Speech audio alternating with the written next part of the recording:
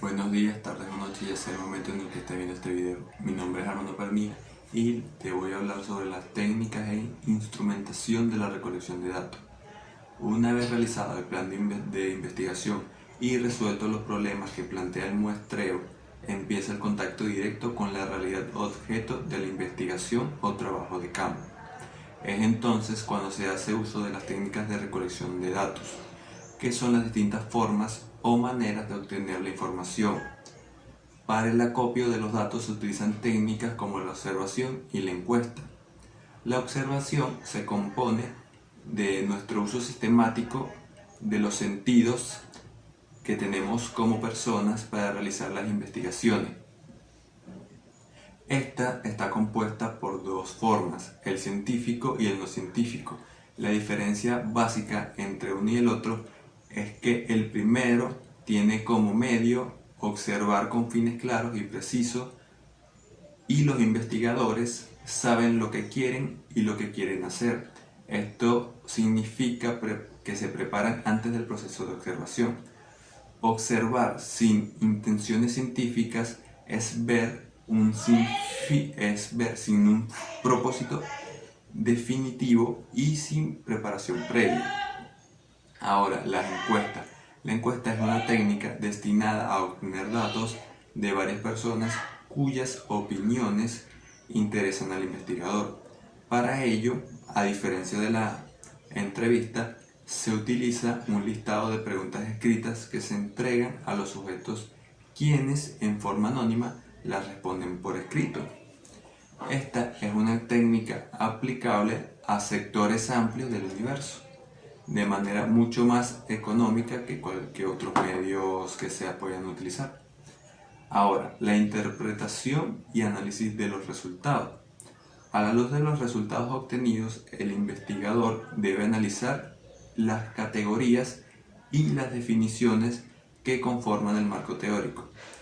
Y al igual que hizo con el problema, tendrá que aclarar si estos elementos fueron los más adecuados o si resultaron insuficientes para captar la complejidad del objeto de investigación. El investigador debe indagar las condiciones bajo las cuales se planteó la hipótesis, interrogarse acerca de si los medios de comprobación de la hipótesis fueron los más adecuados. Esta comprobación suele expresarse en términos científicos, en términos de probabilidad o porcentajes.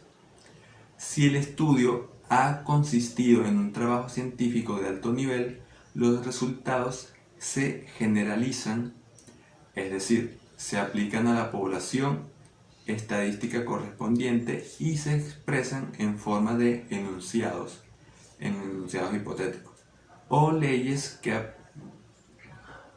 que acrediten el cuerpo teórico de la ciencia.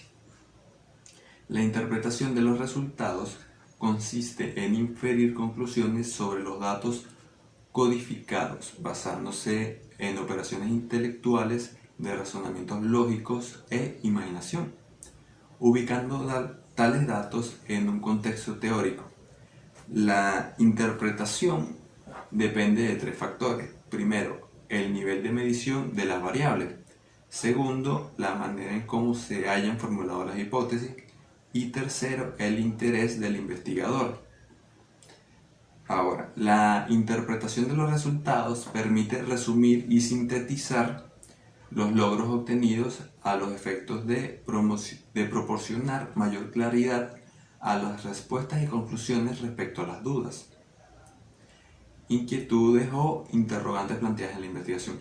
Por otra parte, la discusión permite asignar un significado mucho más amplio a los resultados provenientes de la investigación, porque al plantear discusiones se establecen relaciones entre aspectos, factores, variables y conocimientos afines al estudio realizado. En las discusiones se resalta primero la búsqueda de implicaciones e inferencias basadas en los datos obtenidos o en las abstracciones derivadas de los mismos. Segundo, en la relación de datos obtenidos con datos diferentes que puedan estar asociados directa o indirectamente con la investigación realizada. Tercero, es un establecimiento directo de las conclusiones. Estas a su vez conducen a la elaboración de las recomendaciones pertinentes para solucionar el problema investigado. Ahora, la interpretación de los resultados trata de dar sentido o ofrecer una explicación a los logros obtenidos, teniendo en cuenta el marco teórico y los objetivos fijados. En este apartado, el autor, con su experiencia y conocimiento, analiza los hallazgos y los compara con los datos de otros autores. Si es posible, debe expresar también en qué medida los resultados avalan o no los objetivos o hipótesis planteadas. Se puede utilizar las técnicas de análisis lógico, las cuales se consisten en la inducción, la deducción y la generalización. La inducción es el razonamiento lógico que permite extraer conclusiones generales de los hechos o situaciones particulares. La deducción es el razonamiento lógico inverso a la inducción que permite extraer conclusiones particulares de los hechos o situaciones generales. La generalización es la idea o juicio general válido para la población determinada que posee características comunes. Al interpretar los resultados, es necesario tener en cuenta que se debe ofrecer una discusión para cada uno de los objetivos o hipótesis planteadas. Sin embargo, las explicaciones no deben ser muy extensas porque pueden desvirtuar el carácter científico del estudio. Por otra parte, se ha de tener en cuenta que la discusión de los resultados es una etapa de la investigación en la que se corre el riesgo de resultar viciada por la subjetividad del investigador. Para facilitar la discusión de los resultados, se recomienda realizar una triangulación, la cual consiste en contrastar la información obtenida en el trabajo de campo, la población teórica y la población del investigador en función de las dimensiones de las variables del estudio. Ahora pasemos a hablar sobre las conclusiones, las recomendaciones y el anexo.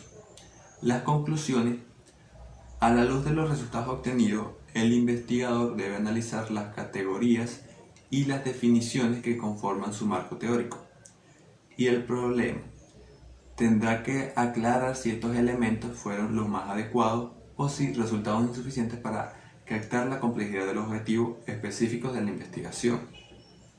El investigador debe indagar las condiciones bajo las cuales se planteó la hipótesis, interrogarse acerca de si los medios de comprobación de la hipótesis si fueron los más convenientes o los más adecuados. Requiere además puntualizar cada uno de los aspectos que conforman las dimensiones del estudio, circunstancias o los resultados obtenidos y que den respuesta a los objetivos específicos de la investigación, de tal manera que su presentación debe estar organizada en función de los objetivos específicos, según el número de objetivos específicos que como mínimo serán las partes que contengan las conclusiones.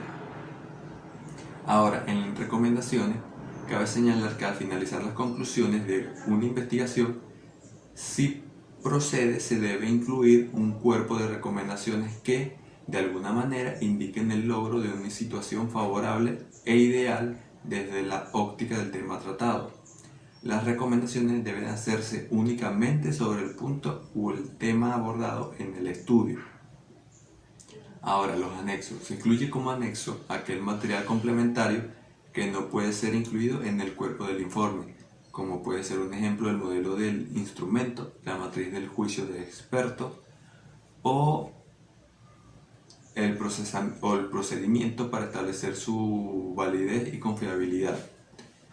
La versión original de un material traducido de otro idioma, gacetas oficiales, glosario de términos o cualquier otro que a su juicio del investigador pueda ayudar a clarificar cómo se llevó a cabo la investigación. Bueno, esta ha sido toda la explicación. Espero que este video le haya sido de ayuda. Muchas gracias.